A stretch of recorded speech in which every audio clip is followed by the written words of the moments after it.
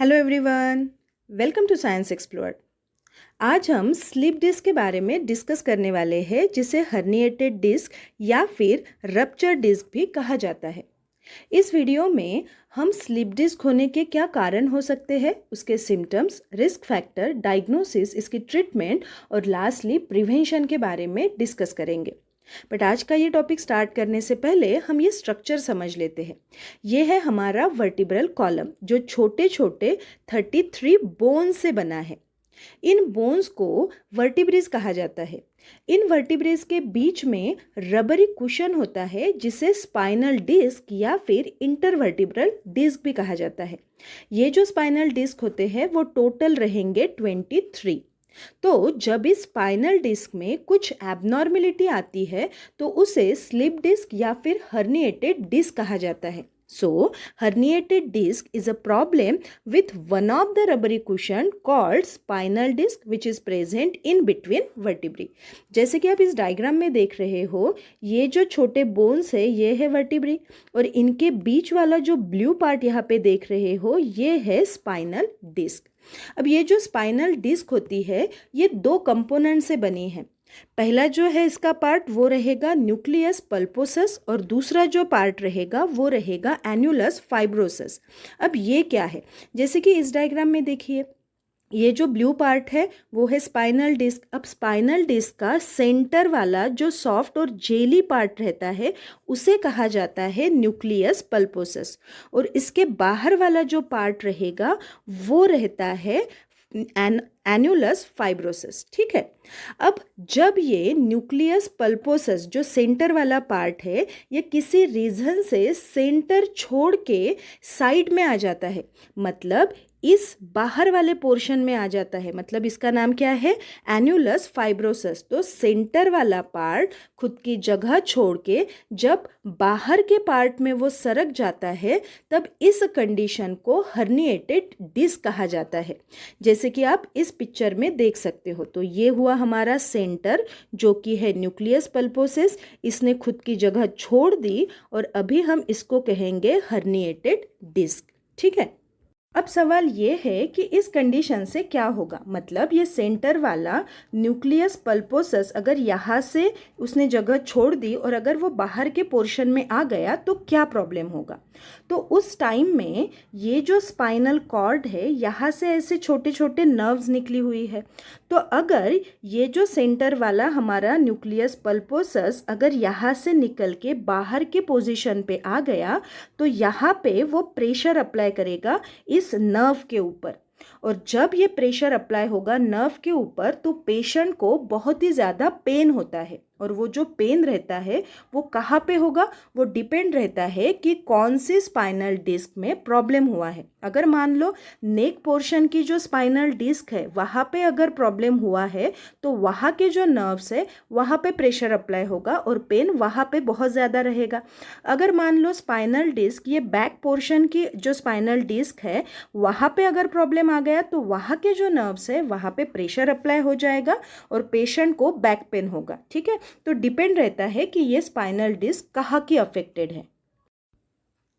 Herniated disc vertebral column के किसी भी पार्ट में हो सकता है, बट मोस्टली ये लोअर बैक में होता है। तो अभी हम वर्टिब्रल कॉलम के अलग अलग पोजीशन पे हर्निएटेड डिस्क हुआ है तो क्या सिम्टम्स होंगे वो देखेंगे। तो सबसे पहले हम देखेंगे herniated lumbar disc, that means herniated disc in the back. तो अगर लोअर बैक के स्पाइनल डिस्क में प्रॉब्लम आता है तो सियाटिका नर्व के पोर्शन में बहुत ज़्यादा पेन होगा। मतलब अब सियाटिका नर्व मतलब क्या है, तो सियाटिका नर्व ये क्या होती है, ये स्पाइन के बेस से स्टार्ट होती है। जैसे कि इस पिक्चर में देखिए ये है स्पाइन, तो स्पाइन के बेस से ये नर्व स्टार्ट हुई है जिसे कहते हैं सियाटिका नर्व। अब ये यहाँ से स्टार्ट हो गई है, ये कहाँ तक जाएगी, ये पूरे पैरों से लेके फुट तक ये नर्व होती है। ठीक है। तो अगर सबसे नीचे वाले स्पाइन डिस्क में अगर कुछ एबनॉर्मेलिटी आती है तो वहाँ की जो नर्व है वो दब जाएगी और पेशेंट को बहुत ही ज़्यादा पेन होगा। अगर लोअर स्पाइन डिस्क में प्रॉब्लम हुआ है तो बटक से लेके लोअर लेग और फुट तक पेन होगा। ऑल्सो पेशेंट को बैक पेन होगा, नमनेस फील होगी, मसल वीकनेस भी हो सकता है। अब देखेंगे वर्टिब्रल कॉलम की सेकेंड पोजीशन जहाँ पे हर्निएटेड डिस्क होने का चांस हो सकता है, जो कि है नेक पोर्शन। सो हर्निएटेड सर्वाइकल डिस्क या फिर हर्निएटेड डिस्क इन नेक। इसमें शोल्डर में पेन होगा, वो पेन आर्म से फिंगर तक भी जा सकता है। नेक में पेन होगा और अगर पेशेंट उसकी नेक घुमाएगा तो पेन बहुत ज़्यादा बढ़ जाएगा। ठीक है, तो ये हुआ हर्निएटेड डिस्क। अभी हम देखेंगे हर्निएटेड डिस्क किन्हें होने के ज़्यादा चांसेस होते हैं। तो सबसे पहला जो रिस्क फैक्टर है वो है people ages 30 to 50 are most likely to get a herniated disc. तो जो लोग 30 to 50 एज में हैं उन्हें हर्निएटेड डिस्क होने के चांसेस हो सकते हैं। नेक्स्ट रिस्क फैक्टर रहेगा sitting for long period in same position. अगर किसी का जॉब प्रोफाइल बैठने वाला है, वो बहुत ज़्यादा समय तक एक ही पोजीशन पे बैठता है, तो उसे भी हर्निएटेड डिस्क होने के चांसेस बढ़ जाते हैं। नेक्स्ट है बीइंग ओवरवेट। अगर कोई ओवरवेट है, उसका वेट अगर ज़्यादा है, तो उसकी जो स्पाइन डिस्क है वहाँ पे प्रेशर आके वहाँ पे एबनॉर्मेलिटी हो सकती है। नेक्स्ट रहेगा लिफ्टिंग हेवी ऑब्जेक्ट। अगर कोई हेवी ऑब्जेक्ट उठाता है, वो भी गलत पोजीशन पे अगर वो उठाएगा, तो उसे भी स्लिप डिस्क होने के चांसेस बढ़ जाएंगे। नेक्स्ट है रिपीटेटिव बेंडिंग और twisting motion for work, sports और हॉबी। अगर कोई रिपीटेडली बेंडिंग पोजीशन पे कोई स्पोर्ट्स खेल रहा है या फिर कोई भी मूवमेंट कर रहा है, तो उन्हें भी हर्निएटेड डिस्क होने के चांसेस बढ़ जाएंगे। नेक्स्ट रिस्क फैक्टर रहेगा स्मोकिंग। स्मोकिंग से क्या होगा? तो जो पर्सन स्मोकिंग करता है उसके बॉडी में प्रॉपरली ऑक्सीजन का सप्लाई नहीं हो पाता है। तो अगर कोई पर्सन स्मोकिंग करता है, तो अगर उसके स्पाइन डिस्क में प्रॉपर ऑक्सीजन सप्लाई नहीं होगा, तो उसे भी स्लिप डिस्क होने के चांसेस बढ़ जाएंगे। और लास्ट रिस्क फैक्टर जो रहेगा वो रहेगा फ्रीक्वेंट ड्राइविंग। अगर किसी का जॉब ड्राइविंग का है, तो उन्हें भी स्लिप डिस्क होने के चांसेस बढ़ जाते हैं। तो ये हुए सारे बेसिक रिस्क फैक्टर। नेक्स्ट देखेंगे हम इसके सिम्टम्स। जैसे कि हमने इसके सिम्टम्स पहले ही डिस्कस कर लिए हैं, तो इसके बेसिक सिम्टम क्या रहेंगे? अगर स्लिप डिस्क ये नेक पोर्शन में अगर स्लिप डिस्क हुआ है, तो पेशेंट के आर्म में, उसके नेक में पेन होगा। और अगर स्लिप डिस्क लोअर बैक में अगर होगा, तो उसके पैरों में जलन होगी या फिर पेन होगा। नेक्स्ट जो सिम्टम रहेगा वो रहेगा नमनेस और टिंगलिंग। अब टिंगलिंग मतलब झंझनाहट, जहाँ पे पेन होता है वहीं पे झंझनाहट भी पेशेंट महसूस करेगा या फिर उसे वीकनेस भी फील होगा। तो ये बेसिक सिम्टम्स होते हैं हर्निएटेड डिस्क के। नेक्स्ट देखेंगे इसके डायग्नोसिस एंड टेस्ट। इसमें पहले डॉक्टर पेशेंट को फिजिकली चेक करेंगे, पेशेंट की मसल स्ट्रेंथ देखेंगे और बाद में कुछ टेस्ट रिकमेंड करेंगे। जैसे कि पहली जो टेस्ट है वो है MRI। It is the most common and accurate imaging test on herniated disc. Next जो है वो है एक्सरे। एक्सरे से बैक या नेक पेन होने के कारण रूल आउट किए जा सकते हैं।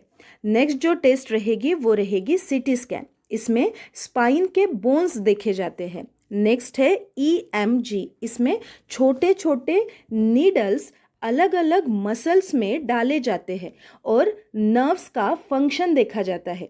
इससे कौन से नर्व ये डैमेज हुई है तो या फिर अफेक्ट हुई है, ये पता किया जाता है। नेक्स्ट जो टेस्ट रहेगी वो रहेगी माइलोग्राम। इसमें स्पाइन में पर्टिकुलर डाई डाला जाता है और कौन सी डिस्क अफेक्टेड है उसे देखा जाता है। Now treatment of herniated disc. कुछ मेडिसिन से, जैसे एंटी इन्फ्लामेटरी पेन रिलीवेंट या फिर मसल रिलैक्सेंट से भी पेशेंट को आराम मिल सकता है। नेक्स्ट ट्रीटमेंट रहेगी फिजिकल थेरेपी। कुछ एक्सरसाइज से मसल टाइटनेस कम हो सकती है। नेक्स्ट रहेगी spinal injection. It is a shot of steroid medication directly into the patient spine. मतलब स्टीरॉयड मेडिकेशन दिया जाता है पेशेंट के स्पाइन में। और लास्ट जो थेरेपी रहेगी वो रहेगी सर्जरी। तो कुछ रेयर केसेस में सर्जरी भी की जाती है। ठीक है, तो ये कुछ बेसिक ट्रीटमेंट होते हैं स्लिप डिस्क से।